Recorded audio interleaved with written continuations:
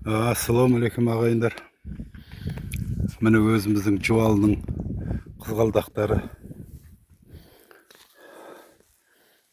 Мына біреулер көрдіңіздер ме? Тізеге дейін келеді ғой бойлары. Бойлары биік тізеге дейін келеді. Мынау Қаратас ауылының жоғары жағы баяғы спорный. Әлиім күштің полясы. Қызғалдақ біріншісіне бір шығып тұр. Осындай пойлялар бар бізде. Жуалда қызғалдақтың алды енді қурап, основной енді шығып жатыр. Мынау қызғалдақ пойля. Мына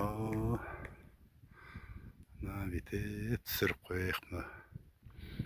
Енді біріншісіне бір шыққан қызғалдақ. Бетте жігіттер қоз құйрық теріп жүр. Мына пойлялар, ар жақтағы пойляларда да қып-қызыл.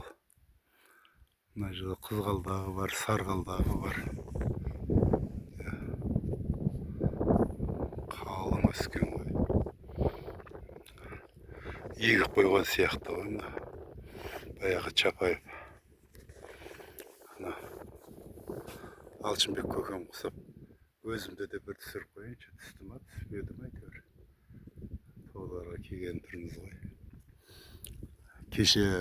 Кешенің ар күні түнгі жаңбырлар өте керемет болды ғой. Жуалы, міне аспанымыз осы. Мына біздің жуалы. Мына бір поляға келіп тұрмын ғой, спорный деген жер.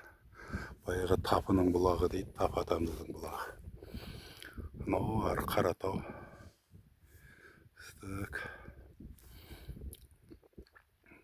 Жақсы, аман болыңыздар. Міне біздің жуалы осы Күреңбел ауылы.